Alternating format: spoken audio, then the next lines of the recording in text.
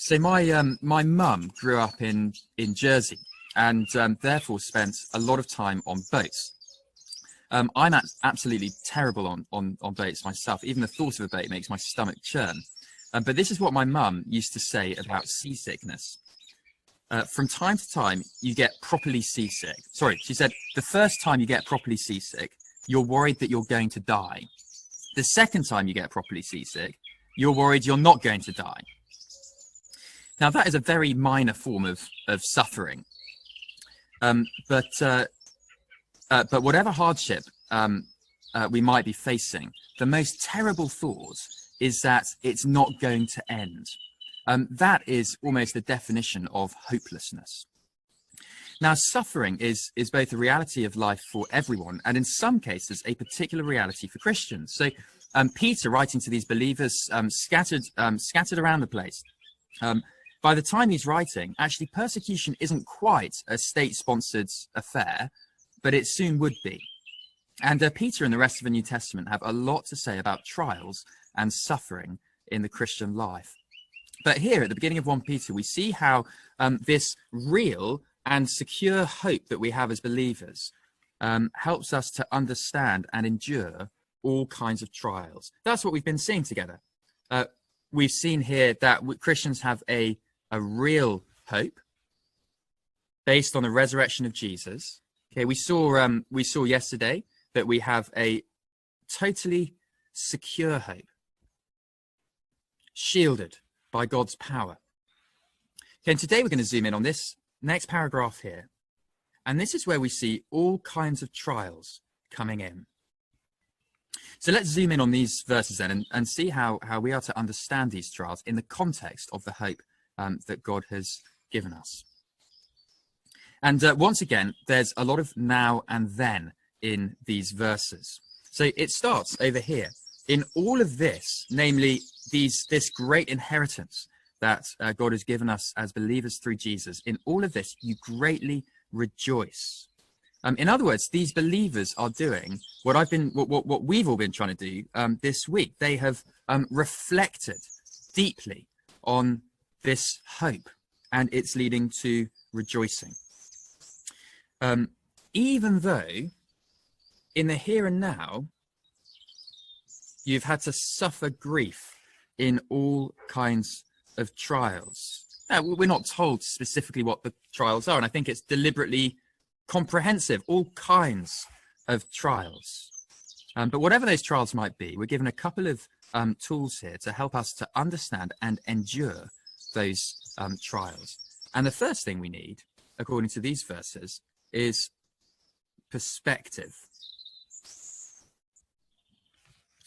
Perspective.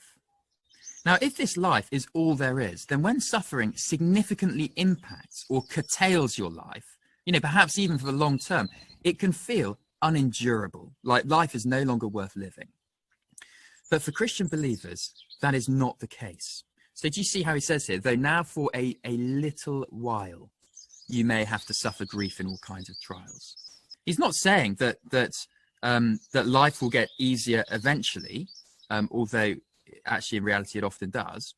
Rather, he's saying, in the context of this eternal inheritance that we've been considering, in that context, any amount of suffering now really is just for a little while. Think about it like this. Okay, here is the now. And here is the then. This is the little while, a life of difficulty, suffering. Here is the eternal inheritance.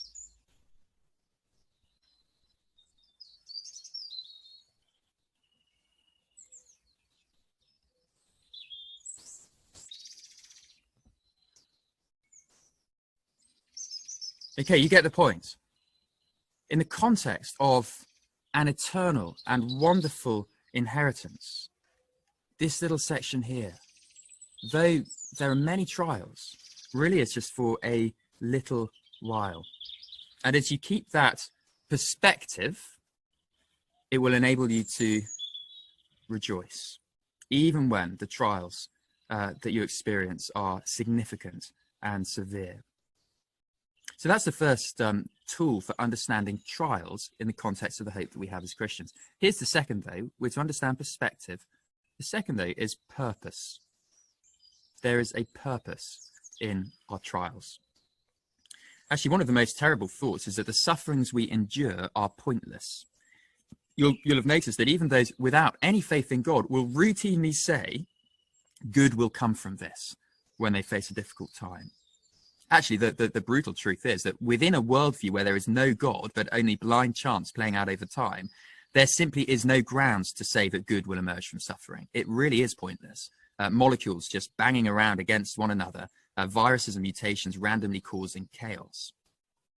But actually, we as people find that thought almost impossible to live with. And so people, even with very little faith, cling on to the hope that there is going to be some good emerging. Well, wonderfully, as Christians, it doesn't have to be a vague hope, but as we've already seen, a concrete hope. Okay, we know the sovereign and good God who really does have a purpose for the trials that we endure. And can you see that here? Okay, these have come so that. That's the key phrase. So that. That is the purpose phrase. And can you see what the purpose is? The proven genuineness of your faith, of greater worth than gold, which perishes even though refined by fire, may result in praise, glory, and honor when Jesus Christ is revealed.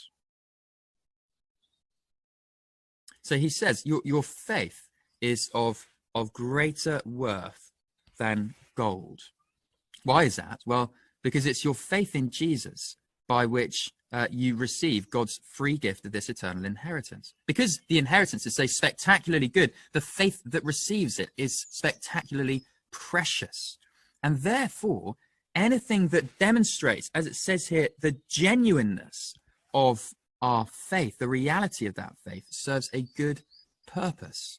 And that's exactly what these trials are going to do. Because as you keep clinging to Jesus in the midst of trials, you learn that your faith is real, that it's genuine. Trials reveal actually whether our faith was a nominal go to church from time to time kind of faith, or whether it's a genuine dependence upon God. And so in the thick of a storm, as you find yourself relying on God more, you discover a wonderful thing, that your faith is genuine. Yes, it's being refined, just like gold, and that is never comfortable, but it is the process by which your faith is being strengthened. And the point is, a faith that is never tested is a faith that is never proven. But a faith that is proven through trials is a faith that takes us all the way to this wonderful then. May result in praise, glory, and honor when Jesus Christ is revealed. Praise, glory, and honor, of course, to him, because he is the one who has given us this inheritance. But also, astonishingly, praise, glory, and honor for us, his people. Just think about this. When this then finally arrives in a little while, God will look you in the eyes, thrilled that you have kept going, kept trusting, kept serving. And he will say to you, well done, good and faithful servant. And so these trials that we endure have a wonderful purpose to strengthen the faith that will take you to that wonderful day. So friends, whatever life has thrown your way these last few weeks, whatever it will throw our way over these coming weeks and months, can I encourage us? Perspective. This is for a little while in the grand context of things. And purpose. God and his goodness and his sovereignty will be working these things out for your ultimate good, the strengthening of your faith. And we can put all of our hope in that. So let me finish now with a prayer. Father, thank you so much that we can have such concrete hope as your people. And we pray, even in the midst of trials that we experience, you give us that perspective as we fix our eyes on the final hope, and also be able to rejoice in the good purpose that you design, even for the difficult things in life. And we pray that for Jesus' sake. Amen.